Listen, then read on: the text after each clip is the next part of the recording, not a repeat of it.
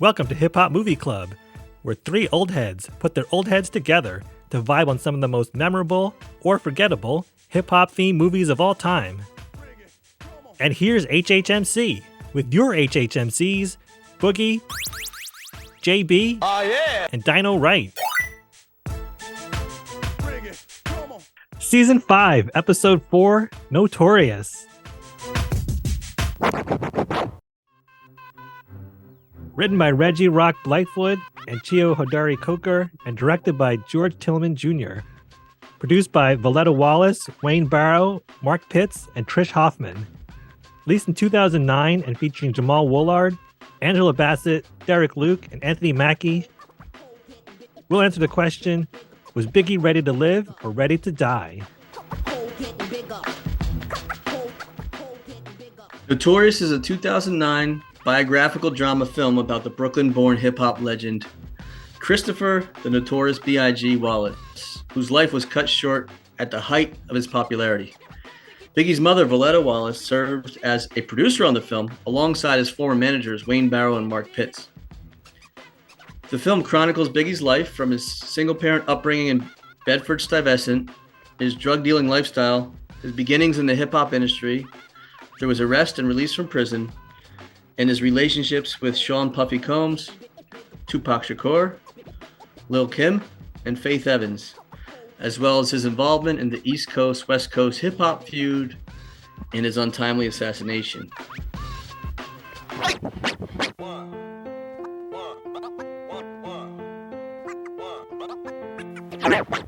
A lot to unpack here with this semi-autobiographical film.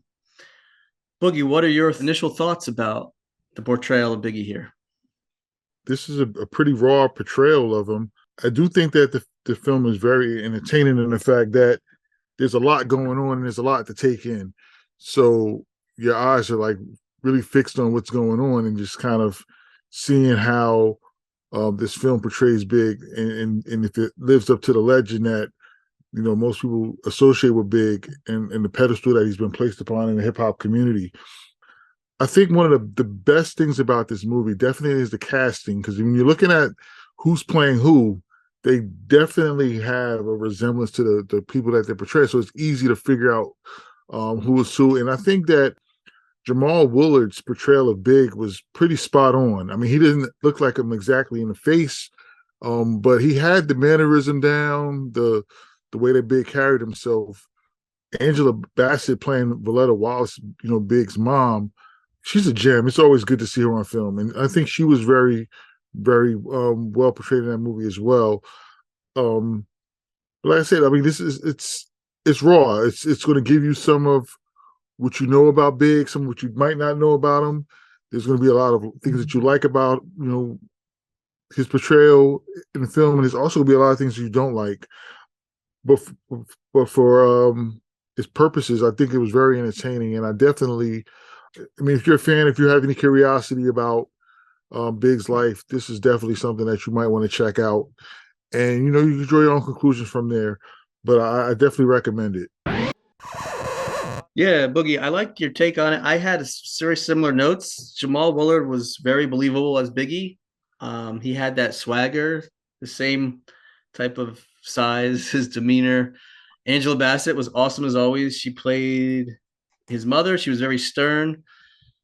You get to see the East Coast versus West Coast battle as it came to a crescendo. Even the montage with the fans of each side, from people in Cali out here in the East versus East Coast. The music was great, obviously. We'll get to that a little bit later. It was very, as you said, entertaining. You got to see kind of behind the scenes. And if you're a younger generation listener, because, you know, this was the mid-90s when his life was cut short, you may not know much other than that he was larger than life in many ways, and, you know, his legacy on hip-hop. So this is kind of soup to nuts. This was Biggie from where he started to, you know, where the tragic end came. Donna, right, you have any initial comments? Yeah, I really enjoyed this. And I remember the night he got shot, and it was like the next day, it was like the next morning as we found out. And I'm like, wait a minute, like first Tupac and now Biggie, like it was such a sad. Next day was so sad. Like, oh man, no Biggie, because he was so really big as a rapper and as a hip hop force. So it was good to go back through like the story, because it's been a while. I didn't realize this movie came out in 2009. I felt like it had just come out, but it's been out for like 12 years or so, 13 years. And the performances are great.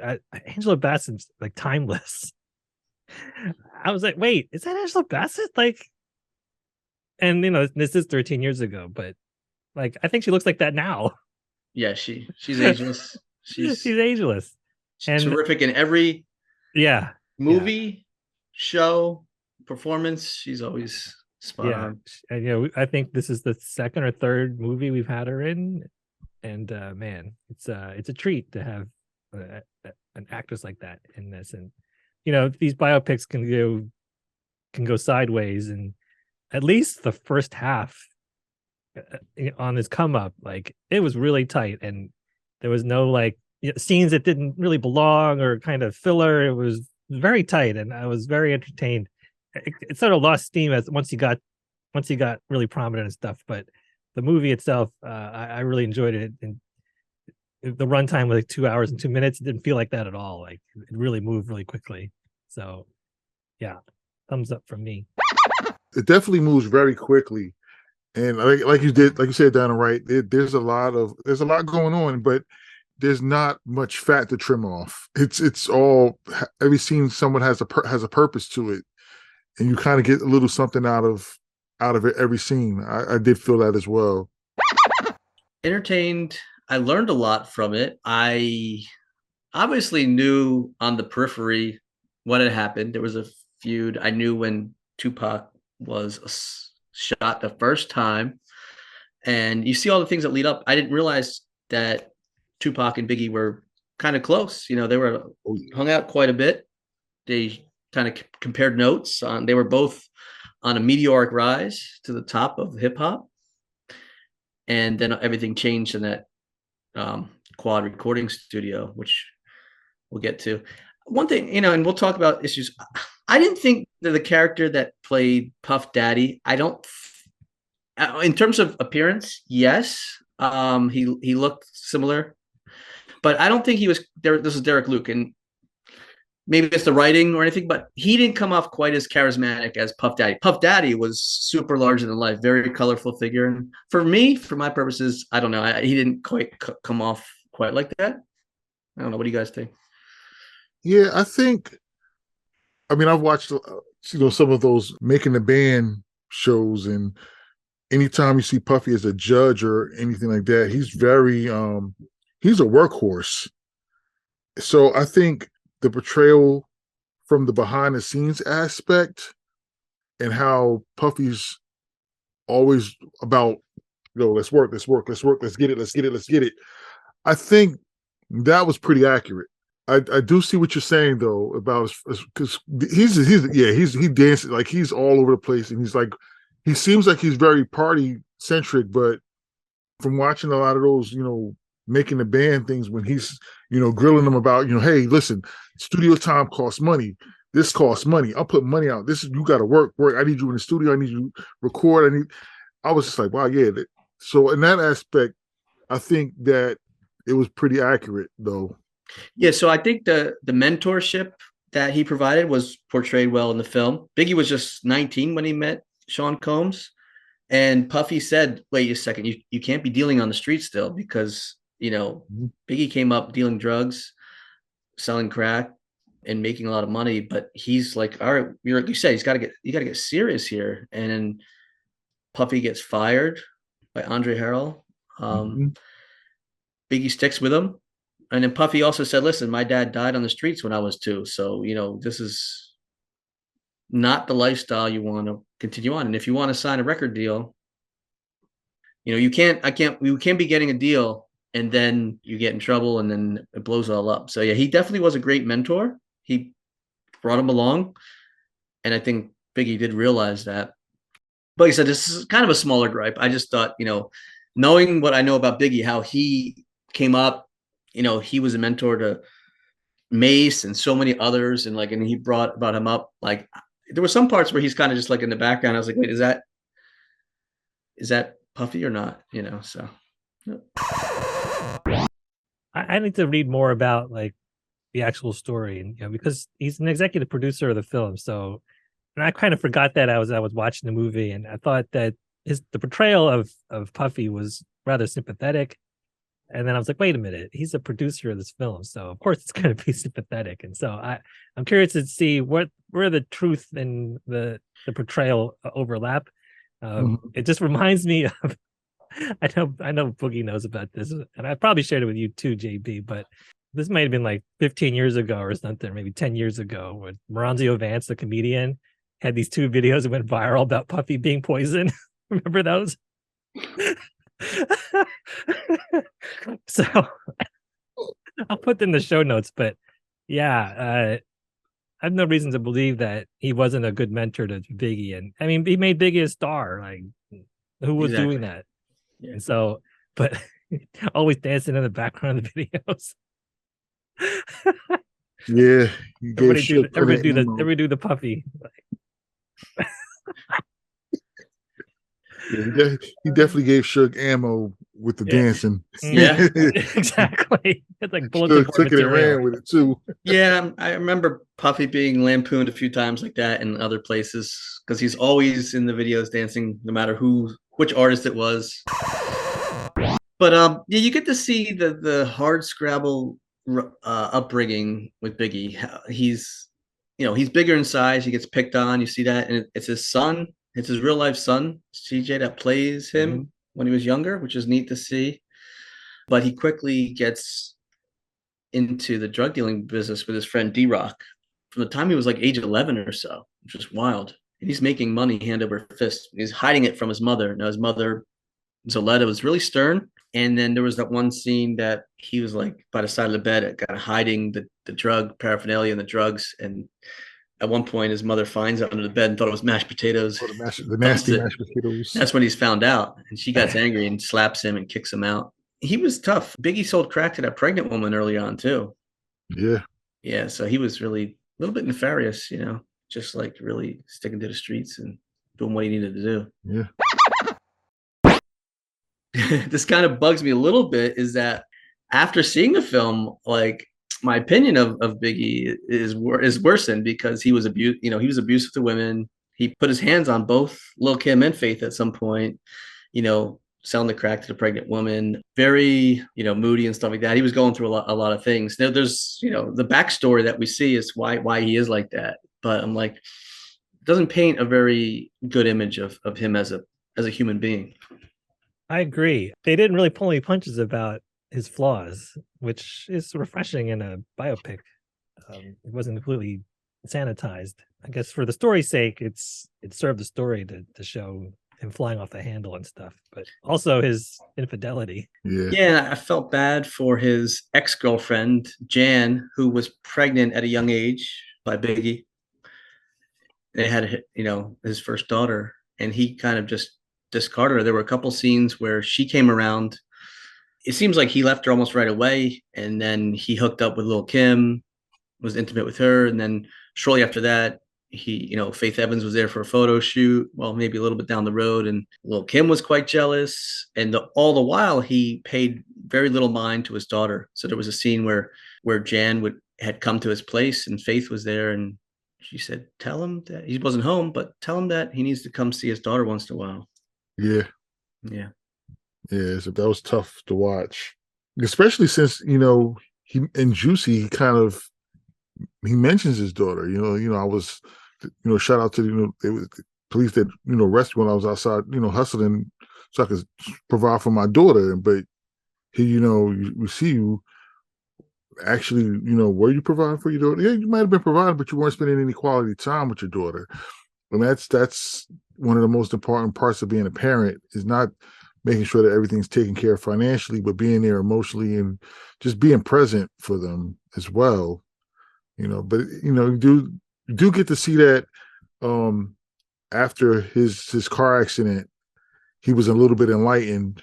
D-Rock came by and visited him and was he had an enlightening moment, and he started to try to reconcile his not being there for the daughter, and wanting to spend time with TT. And that was refreshing that they did show that aspect as well, that he kind of realized that, hey, I've been messing up. I didn't have my dad around, so I don't want to make the same mistakes that was made with me.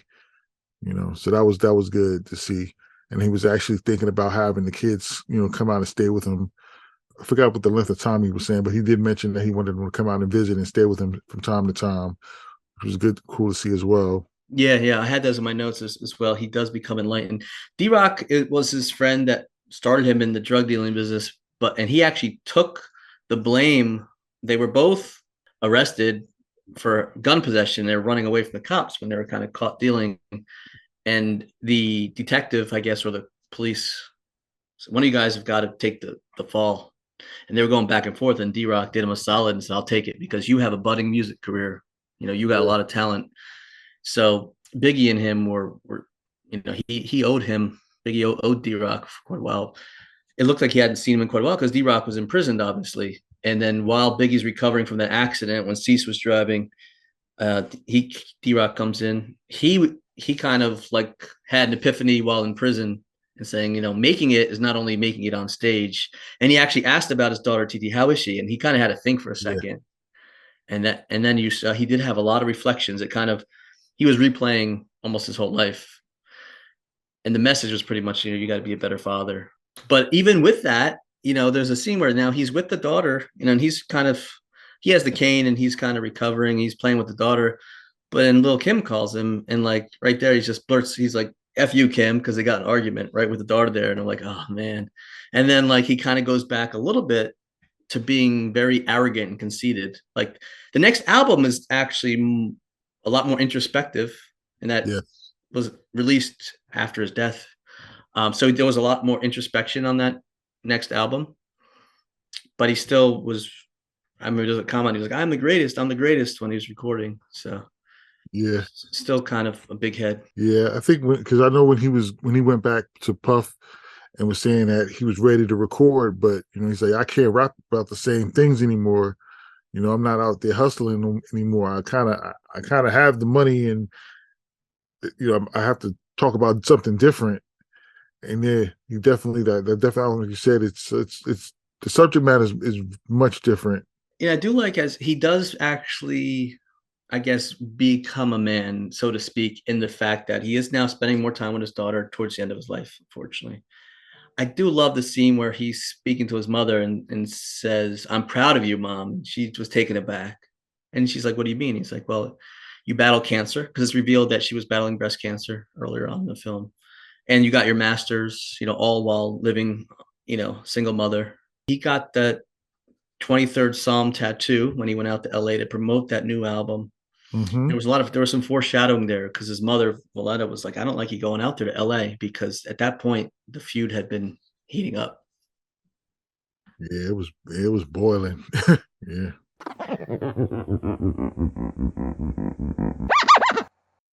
Why don't we get into the feud if folks didn't know? And it's portrayed pretty well, I think, in the movie. There's a defining mark in the film where Biggie is the narrator pretty much in his own film.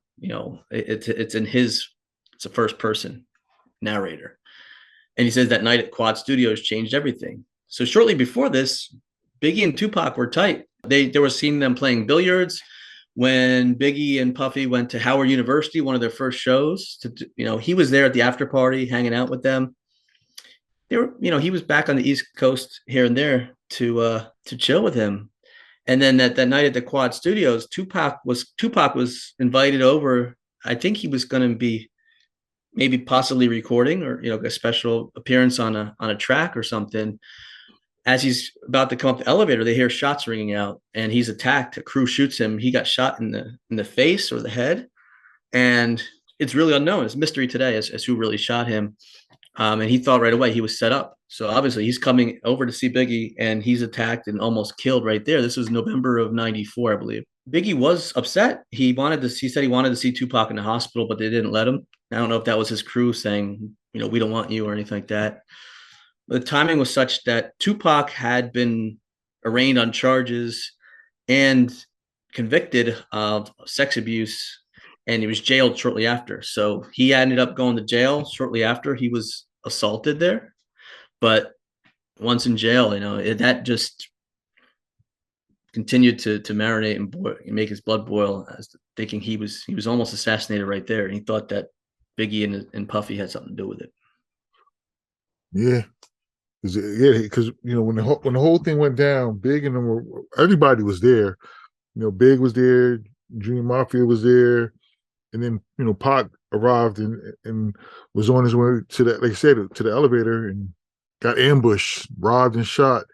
And because of where it happened, and Pac not thinking clearly, it did kind of seem funny to him, but I think it could have probably been resolved had they spoken.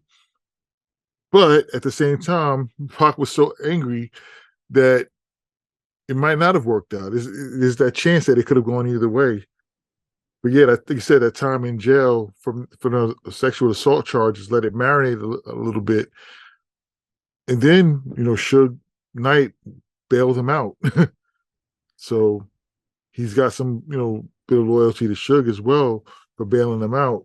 Just kind of goes downhill from there, because Suge, like I said, he held no punches when it comes to his feelings about Puffy and Bad Boy and how that whole record label was run, and goes to insinuate that nobody from Bad Boy really wants Puffy in the videos anyway, and that anybody that wants to have a record deal and doesn't want to, have the producer sing and on the tracks or dancing in the videos. And everybody knew exactly who he was talking about. He didn't even have to say a name. It was very obvious. And that just kind of kicked off the feud in a public setting, because, Pac already is on edge and already thinks that he was set up. And now we have the head of the record label taking shots at the head of the other record label. So now it's all out in the open. And that was the 1995 Source Award. So we have to put that into the show notes, the link to that. That was a seminal moment in hip hop history, where that East Coast, West Coast feud, the temperature got ratcheted up way high, because Suge Knight's comments about, you don't want your executive producer dancing all your videos, come to Death Row Records. And the way he said that in the film Notorious, they show Puffy and Biggs kind of backstage listening to that, and they felt that as a personal affront, which it was. Now, Biggie did nothing to cool the temperature at all, releasing the song Who Shot Ya just a couple months after that assault, right? Right. If you listen to Who Shot Ya, Biggie was saying, well, that was actually created before the incident where Tupac was ambushed in New York. However, obviously that's going to stir things up. I mean, if you really wanted to cool the temperature down, maybe you don't release that track. Right. Maybe you try to have him on a feature on one of your songs or something, or try to release something that you two of you were joking around in the studio together with or something. You don't put out a song called Who Shot You? Who Shot You? Right. You're sympathetic about your boy getting shot. Like, that's not a really sympathetic song. Right. Now, he claimed in some interviews that it was about a drug dealer going bad or something like that. He's not going to ever say that it was about the incident with Tupac, obviously. So we don't really know the origins of the song, and the timing of the release was, not optimal, to say the least. Poor doused it with gasoline. Not if you're trying to squash any beefs or anything. Exactly. And he also stirred the drink further. There was that concert in Sacramento that they were performing. So they're out in the West Coast, they're in quote unquote enemy territory while this feud is brewing. And there's a lot of booing. There's some scuffles in the crowd. People had some Tupac signs and Thug Life signs, which was a trademark kind of Tupac. And so the crowd's getting a little restless and rowdy, and they're not really taking to Biggie and Puffy on the stage. And he insisted, all right, guys, tells the DJ, let's play this, let's play that. And Puffy was like, no, we don't want to do this. We don't want to incite anything. But he had them play Who Shot You? And he sings it there. And again, that's kind of continued to stir things up. Yeah. Sometimes you got to let your ego go a little bit. That wasn't wise at all. It wasn't wise. It kind of reminded me, we talked about Straight Outta Compton. Like, remember they're told, don't play F the Police. Yeah. Playing this, right? It's like either ego just overrides any logical thought process. But in that incident, he's lucky he even made it off that stage right there. Yeah. That could have gone south quick. Yep. Now, what even further kind of ratcheted things up is, and then Tupac, he released from prison and he comes out with the Hit 'Em Up diss track, which was one of the nastiest diss tracks. Oh, man. Literally threatening Biggie and Puffy, claiming he slept with Faith Evans. There was a scene where there was a magazine cover with Tupac and Faith that Cease discovered. That enraged Biggie, obviously. It was unknown if Faith and Tupac were ever truly intimate. She claims she wasn't. They just had a photo shoot. There's rumors either way. And then I think years down the road, she said she was with him, but not in a sexual manner. So we don't really know for sure. But there was some linkage with Faith Evans, who was, I guess, estranged from Biggie at the time because of his anger management issues. When Biggie found out about these rumors, he went and confronted Faith. He ended up kind of pushing her and flipping tables and really starting to unravel. Yeah, so she was right in the middle of a professional interview when it happened. That's right. Completely disrupted her interview. But also traces back, Biggie had a history of these confrontations. So Lil' Kim, who he was intimate with prior to meeting Faith, was mad jealous of Faith when they got married, because he had known Faith for just literally 3 weeks. He said they got married. Mm-hmm. He kind of just pushed Lil' Kim off to the side. Biggie pushed her in one scene in the studio too, because she kept saying, where do I stand? Where do I stand? What's this all about? There was even a scene where she was performing, I think maybe with the Junior Mafia, and mm-hmm. she was spitting some lyrics kind of at Biggie. It was really awkward between them. Kind of a bizarre love triangle. Yeah, that tension was definitely apparent. Yeah. Oh, and then the scene too, speaking of kind of love triangle and the lack of trust and whatnot, and Biggie is just addicted to the females in that lifestyle. That part where Faith was talking to Biggie, they had been married for not all that long, talking to him on the phone. He was in a concert, I think it may have been in Philly. Biggie was talking to her saying, hey, listen, Mark is he met a girl, they're going to use my room for the night. Kind of sounds a little fishy. So don't call me tonight. All right. So she knows something's up. She's not dumb. She's like, okay, that just sounds weird. I am crazy, something like that. All right. So she goes out there to the hotel room, knocks on the door, pretending to be housekeeping. And they're like, what? And like, I can't hear you. Can't hear you. Housekeeping, whatever. This girl opens the door, and Faith busts in and kind of pushes Biggie aside and just really beats upon that girl that he's with. So there's a lot of infidelity, a lot of jealousy, a lot of craziness. Yeah. Yeah, that whole story just sounded really crazy. When he said, I was like, what? He used your room. Where are you going to be at? Yeah, he shouldn't have said anything, but regardless, he was quite the ladies' man, but not faithful whatsoever. He did apologize to Faith after that. She did take him back. But then when he does that blow up later, that one we just referenced before, the blow up, she doesn't want to hear it anymore. She's like, all right, that's it. That's it. You can't put your hands on me like that, pretty much. Yeah, so after that 95 Source Awards, and actually even before that, at that Quad Studios when Tupac assaulted, the media starts inquiring if Biggie was implicated in that. And you can see that kind of getting on him and Puffy. Were you guys involved with this? Involved with this? You know, what do you think of this East Coast West Coast feud? And it's kind of escalated, but there was a scene kind of Biggie. Like I said, I call it his unraveling because he's having that issues where he's pushing Faith. It's revealed shortly thereafter she's pregnant. Biggie's receiving threatening phone calls at that time. And there's a scene, this all kind of happens in the span of 5 minutes. This is all revealed. He's flipping out at the one awards show. It may have been the Soul Train Awards. I'm not sure, but about the shoe size, you know, they got him the wrong shoes and he just flipped out. He was almost like refusing to go on stage. Yeah, he was becoming really unreasonable and erratic with some of his requests and his behavior. They were making excuses for him, you know, oh, he's dealing with a lot of things, you know. And then he went and borrowed somebody else's shoes that had the same size. You know, they're not as pretty as the shoes that you would wear, but they're going to have to do.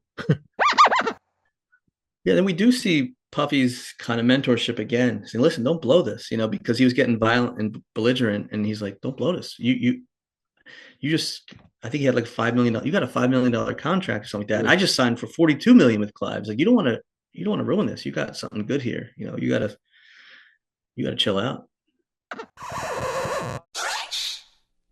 They do end up going out, and this is where the real danger sets in. I know C saw it on the news. They found out that Tupac was killed in the drive-by shooting in Vegas. Yeah, they saw the news. Biggie was shocked. There were countrywide vigils and murals when they found out, you know, Tupac was killed. So that was an awakening. Like, man, that's crazy. And now that's going to continue to amp up the East Coast, West Coast feud because they're going to be implicated because of all the history they have here. Yeah. But they're going to release the next album and they're going to go out to the West Coast to promote it. Mm-hmm. And, you know, that's an ominous thing, as we know. Yeah, it's flying into the lion's den right there. Yep. The eye of the storm. Yeah, and they're being watched. You can see folks are lurking. It's almost like they're in the crosshairs. As I mentioned before, maybe Valletta was like, I don't like you going out there. He did get that 23rd Psalm tattoo. That was I think that Psalm that he and his mom had read when they were in prison. They were praying together. He had that on his arm when he was out there. While he was doing that, they were being watched.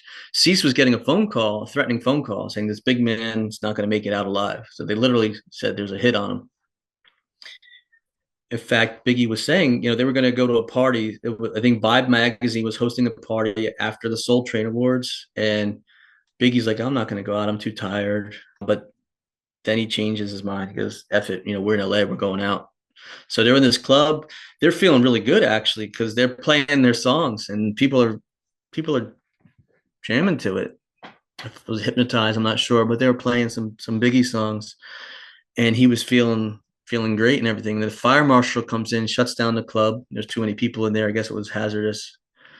You know, he's getting in the car, and then a lot of chaos going on, and traffic and whatnot. And Biggie, you know, somebody pulls up, drive by, and unfortunately, you know, assassinates Biggie.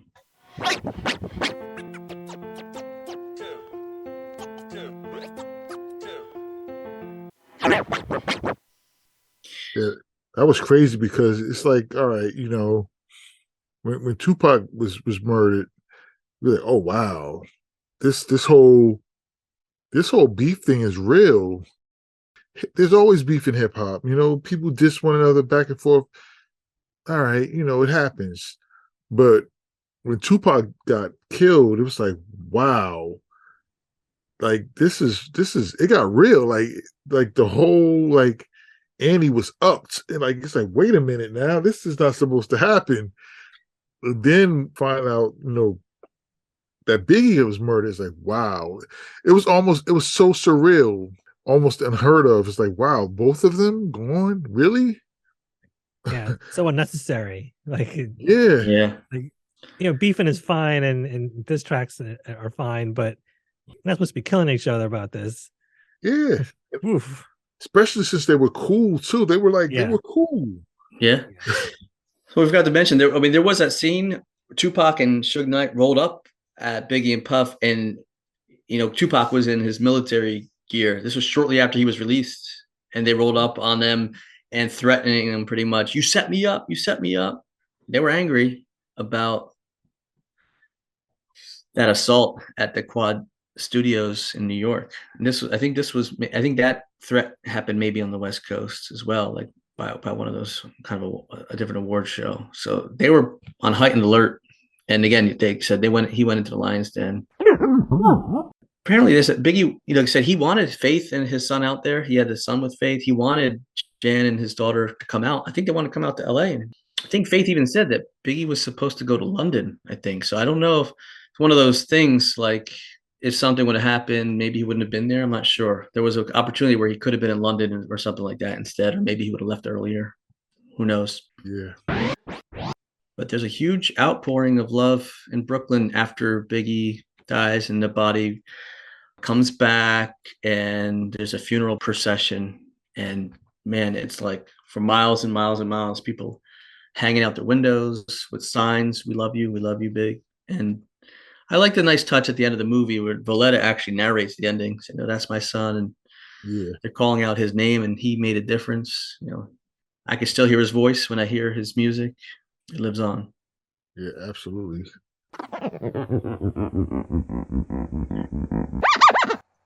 Yeah, so in terms of acting, I think they did a good job. And this is funny. It's the second Anthony Mackie appearance we see. Yeah. Anthony Mackie plays Tupac. He does a pretty good job. From Papa Doc to Tupac. That's right. Papa Doc to Tupac. I got bars.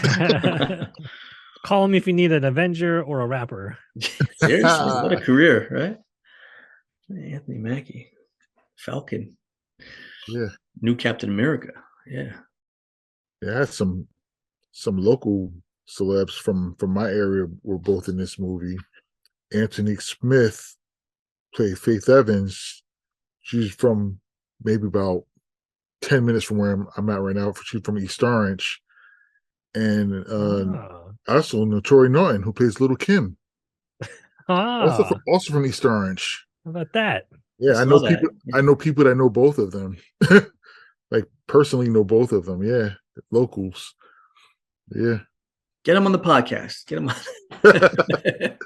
I could probably get Anthony if I can. I know people that definitely know her. Oh, that'd be cool. And Notori, but definitely Anthony. She's accessible. Wow, that's awesome. She was very good at Faith Evans. Yeah. Yeah, the acting was good. Like you said, the casting was great. And she's also a singer as well too. I have a couple of her songs on my laptop. And Jamal Woolard is a rapper too. I didn't know that. Yeah. And Notori was a singer. I don't know if she put any music out lately, but she started off with 3LW. Then she had a solo career as well. Ah, okay. Yep. All right.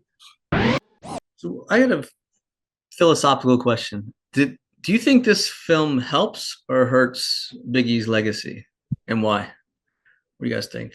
I guess I can kick it off. I mean, I think it shows you how big he was in terms of his reach and his popularity, his swagger. He ruled the world in terms of hip hop. And he has so many fans and followers, and he could do anything he wanted. But I think there's more of a negative side to it, though. Like, I think it kind of hurts his legacy because our society is a lot more sensitive now to a lot of issues, which I think is a good thing, and when you're talking about being abusive to women, infidelity, abusive, both emotionally and physically, criminal lifestyle, it's, it gets a little bit glorified sometimes. And so I think seeing all that puts a little bit damper on it for me. But that was real. Like I say, it's real. I'm not saying it was a bad film because I'm just saying his legacy for me kind of dims a little bit. Yeah, I definitely see the point you're making. This is definitely the age of political correctness. So, yeah, it's when you put that imagery out there, it definitely tarnishes a little bit. I think that the drug dealing aspect, I don't think that necessarily I don't think that actually harms it as much because it was known that that's what he did. Right. I mean, he talks about it, he always talked about it, similar to, Jay-Z, it talked about where they came from. But yeah, I do think that we're talking about, how you deal with women, putting hands on women and being verbally and physically abusive to women. That, yes, absolutely. Like that, you don't want to have, those skeletons out in the front, because it definitely does tarnish your legacy. Yeah, I totally agree with you. Which makes me kind of question, like, Valletta Wallace's mother, who signed off on this. She was a part of the production team, producer. So I'm like, I wonder if she said, and I'm not going to try to pretend to get inside her head, but she said, listen, I want it exactly how it was. She didn't want to sugarcoat it, I guess. I mean, that's what I'm assuming. Yeah. She seemed like the type of person that just wants to keep it real. She knew her son was flawed, and those that knew him knew that he was flawed. And then a lot of times you see when, in books or on television or film, when stories come out and they glorify the subject, the person as the subject of the story, the depiction, and then you hear, that's not right, that's not how it was. It just, like, it comes out anyway, and it causes more controversy than actually, helping the film that you're trying, or the book, or whatever you're trying to put out there. It hurts the media for that anyway. So I think she probably was just like, you know what, we all know that he wasn't perfect, but he is who he was, and let's just do it the right way and just call it what it was. And I could respect her for that. I think, it's not an accident that it was in the film. And so this is like a teachable moment. Right. Don't be like this. It got him into a lot of trouble. He could have been making better choices. And so maybe, the people that are fans of Biggie, fans of his music, as a person, he was flawed. Here it is. Make better choices based on this information. I think that might be what this was all about. It's true. Yes. Yeah. History. It happened according to film. You don't know history, you're doing to repeat it. Yep. Yeah. He would have been, canceled today, based on the physical abuse, cancel culture.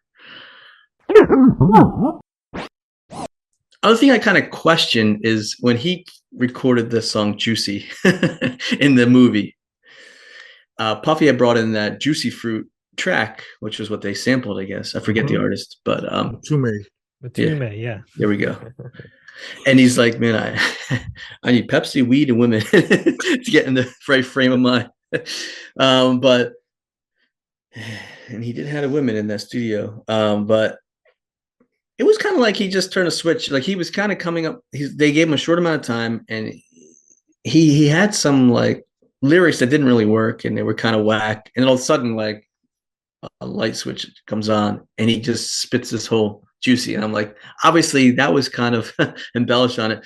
It reminded me, I don't know if you guys have seen the Bohemian Rhapsody movie about Freddie Mercury's life. I haven't seen it yet. No. Okay. Well, there's a scene in that where there's a feud with the band members, Freddie and the band members, and they're like fighting. All of a sudden, somebody starts strumming on the guitar, like doom, doom, doom. It comes up with like Another One Bites the Dust, just like that, and they start jamming to. I'm like, what? Out of the thin air, like this song appears, and that's kind of the way I thought Juicy appeared like that. He's like, it was all a dream. I used to be, and I'm like, he had that all planned out. Like it was kind of unrealistic, So that was like another small little gripe I have. Yeah. I don't know if he came up with it that quick. I mean, Big was known for writing songs. I mean, we're not even writing songs, going in the studio and recording a song without writing it down. Jay as well is known for doing that as well. So especially Jay-Z, yeah. Yeah, I don't know if he did that quickly, but they say that's what he was able to do. He may have. He was a lyrical genius. Yeah. But yeah, I get it though. It was just like, wait a minute, you couldn't focus, and all it took was some weed, women, Pepsi, in a couple seconds, and all of a sudden, yeah. Is that all it takes? That's all it takes then. It's the classic. Oh. Yeah. It's just that easy. Shoot, everybody be a Big, right? If it was that easy.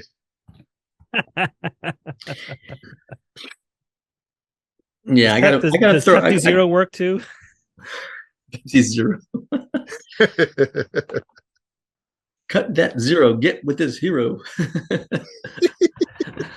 Man. I went down this whole rabbit hole because I wanted to learn more about the whole feud and who could have possibly done it. Obviously, I'm sure a lot of us have done that over the years. And then there was Notorious, not to say the word, but a Notorious figure, this Johnny Henchman that I came across, who was like a producer, and he was implicated as well. He has a life imprisonment for being implicated in other murders, but I think Tupac actually had mentioned him in some sort of interview, or maybe even a lyric or two, where he wanted to get back at him. Some people say that he was the one that was out to try to assassinate Tupac. I mean, there's a bunch of documentaries floating around. I've seen a couple of them. Yeah, they're interesting. And I saw there was another romantic partner that I read about. You may have known her, Boogie, Charlie Baltimore. Oh, yeah, Charlie Baltimore, yeah. Yeah, she was on some reality. She's not portrayed in this film at all. She's not portrayed at all. Apparently, yeah, she was with Murder Inc. Yeah, from what I read online, she was romantically linked with him, like in the summer of '95, up until he died. Yeah, there was no mention of her, so I don't know. I don't know the true story. I believe they were together. If the internet says so, then it must be. But I think it sounds like they didn't. They took her out just to simplify the story. Which Possibly. Too bad. Yeah, she was definitely. It's definitely confirmed that they were an item at some points. Yeah, but yeah, I think we had to simplify the film, and she might not have signed off on it or wanted to put a cease and desist from. That's a good point. I should check into that. See. Yeah, I was wondering what happened to Jan, his original girlfriend, who had his first child. I was trying to do some research and I couldn't find anything. I didn't spend a lot of time on it, but I felt bad for her. She was just cut out of the picture. She wasn't famous. She's just your regular girl. Yeah, trying to raise a daughter, and she didn't know Biggie would blow up like this, and things get crazy and crazy. Yeah, life comes at you fast. For sure. She didn't sign up for that. He was just, having a teenage love. Yep. Yeah, that never lasts. Or rarely lasts. Famous rapper or not. Right. I think I did mention this when we were reviewing Brown Sugar.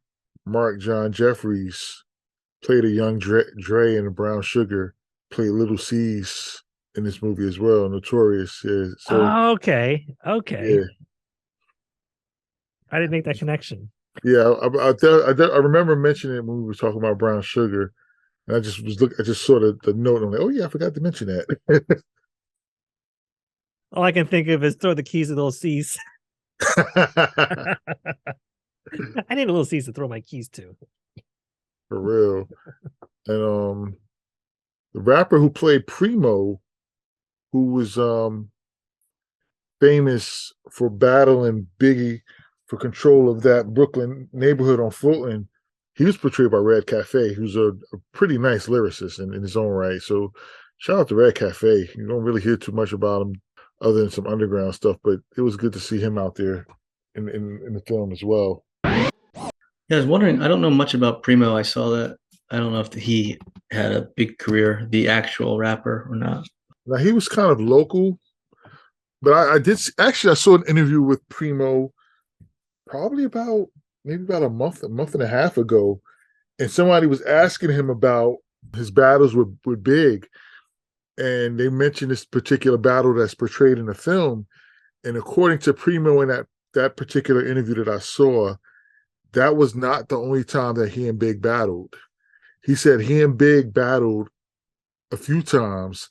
He said they would battle in clubs because sometimes promoters would use it as a draw to pull in a crowd to say, hey, we're going to feature, a Primo versus Big battle. And Primo actually said that he beat Big a couple times as well. I wasn't there, so I don't know. Yeah, he said he got Big a couple times, and Big beat him a couple times as well.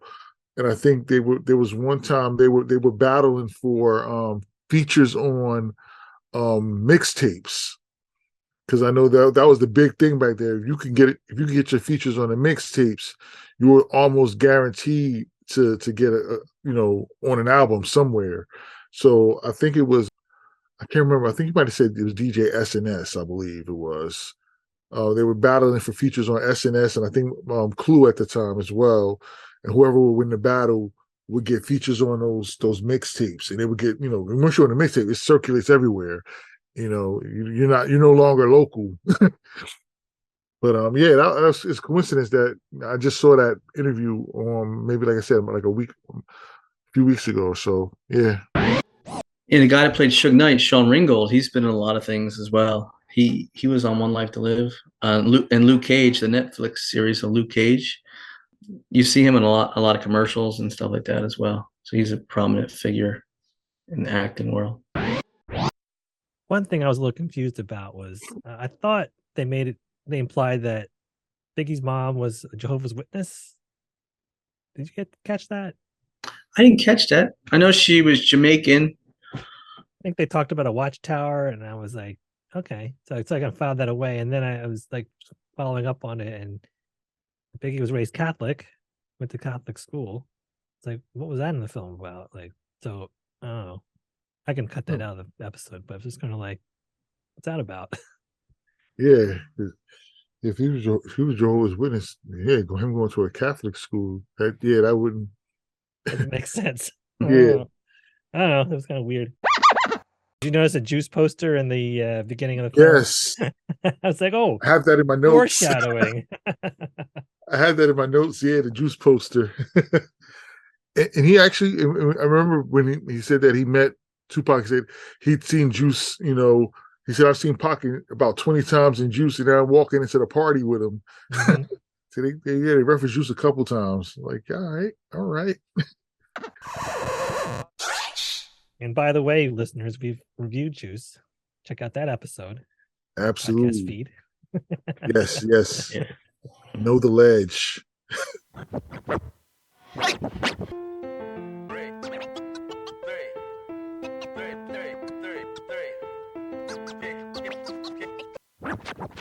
So the music in this, obviously, there's a lot of Biggie on here. The soundtrack is great.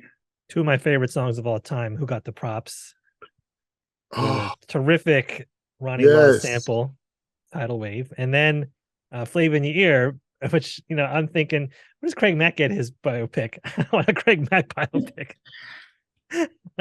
Oh, that cracked me up when Puffy had that Big Mac. It was like a fake Big Mac container because Biggie and Mac. I thought that was so clever. And like was that real? I want to. Yes, that was real. Was that real? That was real. That was real. I remember it. There's pictures of the two of them. Sounds like a crazy idea. Like that sounds like a dumb idea.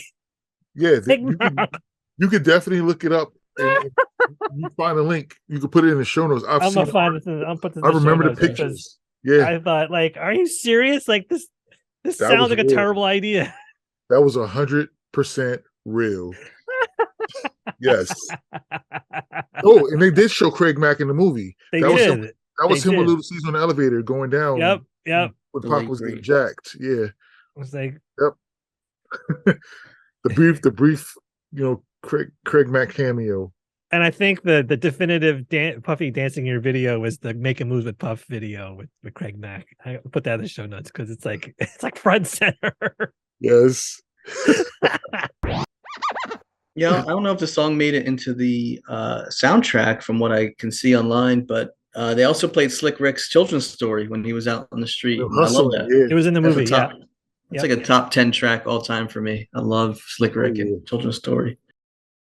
I was just listening to another podcast and they was talking about the Montel Jordan, this is how we do it.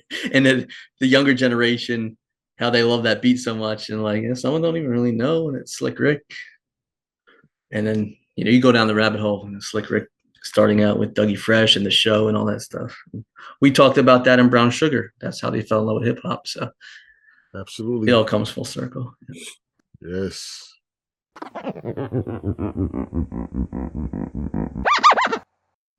So we sometimes ask, can it be made today? Yeah, obviously, this is a biopic. I guess it could be done another time, but Yeah. I don't know how much better you can do it. I was surprised. I didn't realize this back to the music, but Danny Elfman did the music. I thought, wow, Yeah. they didn't skimp on having a musical expert to put the music in. That was cool. Yeah, the budget was $20 million, which is pretty big for like a biographical film. It made over 44 in the box office with Bad Boy Films. So I guess Puffy's film company, along with a few other production companies. Valletta Wallace Films. She had her own film company as well. He's like a cottage industry now. Licensing and all that kind of stuff. That's true. Maybe I wonder if she's running that now.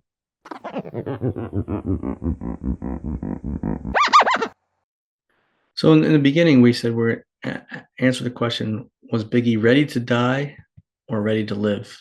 And I know it sounds a little bit kind of morbid, but that was the first studio album from Notorious B.I.G., right? It was called Ready to Die. Ready to Die. Yep. Yeah. And the image of a little toddler on the cover. So when you look at it in retrospect, like, wow, that's crazy. The very first album he put out was Ready to Die. He also had the song Suicidal Thoughts, which was very popular. Which ends the album. And then the second album, which was actually called Life After Death, which was released posthumously, right? March of 97. Yeah. He was killed in 96, I think. No, he was killed in 97. Oh, he was killed in 97. Okay. Yeah. Yeah, the album was like 2 weeks after, something like that. Was it? Wow. Yeah. 16 days after his death. So. Wow. That's wild. Yeah, they got it right out. Yeah. Mm-hmm. So the double album. Yeah. That was a pretty good album too. Man, that was a good album. Yeah, I haven't listened to it in a long time. I should probably put that on. And yeah. Now that I've seen the movie, listen to that album again. Yeah.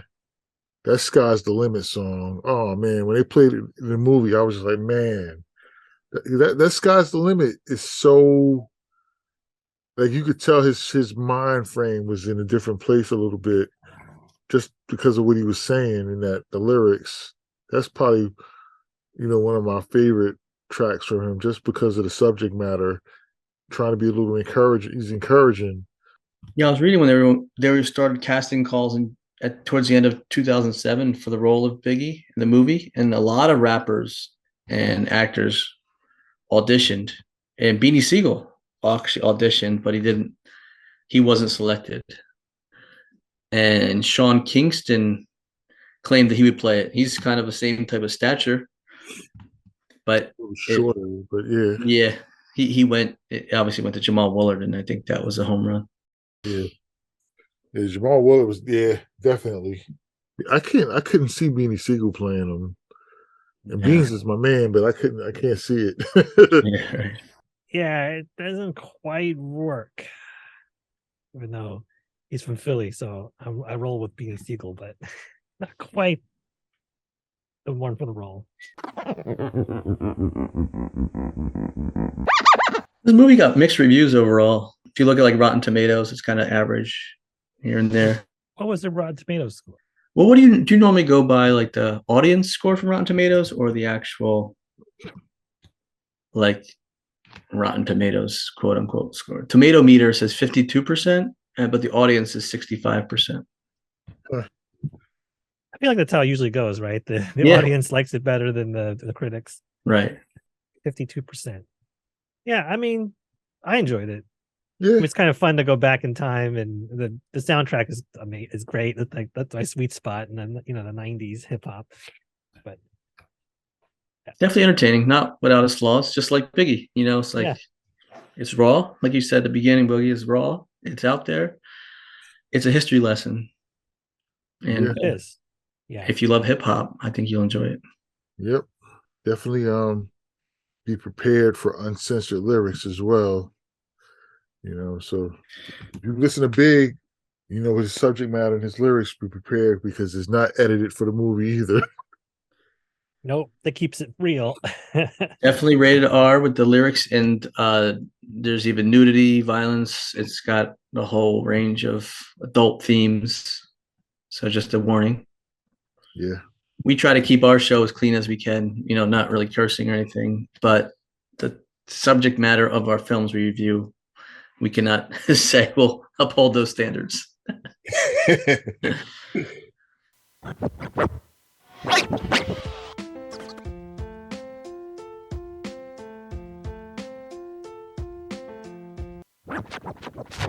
Nice. You want to give it our regular ratings here? Boogie, bring that funky flick back. Bring that funky flick back, or keep it in the vault. Yeah, bring that funky flick back. I think it's a significant film. Definitely bring it back. Donna Wright, bring that funky flick back, or leave it in the vault. I will bring this funky flick back.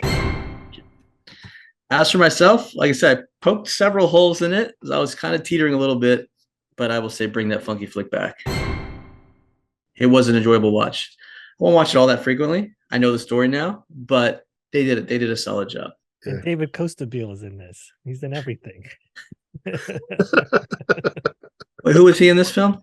So he plays a school teacher in the beginning. Okay. Yes. He's in everything. He was in Flight of the Conchords, and he was in Billions. I haven't seen Billions, but he was also in like 1,000 other things. He's everywhere, but it's just kind of funny. Oh, and he was also one of the lawyers in Suits. He was the founder of the firm that they worked at, or the co-founder. So plays a really good heel in that series. Yes. That's right. He played Mr. Weber. Mr. Weber. The teacher that Big would make $4,000 more per year annually than him if he became a garbage collector. That was really clever. That was clever. That was. He had asked his mom. Track. Yeah, that's right. He did diss track. Yeah, he got the accurate figures from mom before he even brought it up there. Yep.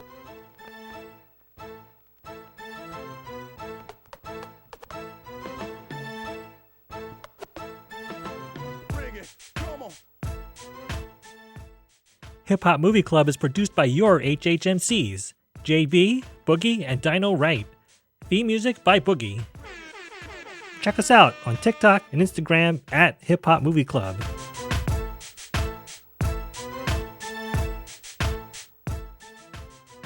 On the next episode of the Hip Hop Movie Club podcast, your HHMCs will review Roxanne.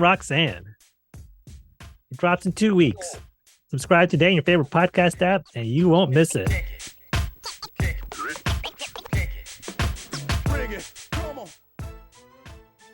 Shout out to your listeners. Thanks for tuning in. And remember, don't hate, cooperate. Cooperate. Yes. Cooperation is key. Awesome. That's right. Shout out to Brain Freeze Trivia in the Lehigh Valley. Check out the Instagram, brain_freeze_trivia_time. That's Brain Freeze Trivia time on Instagram.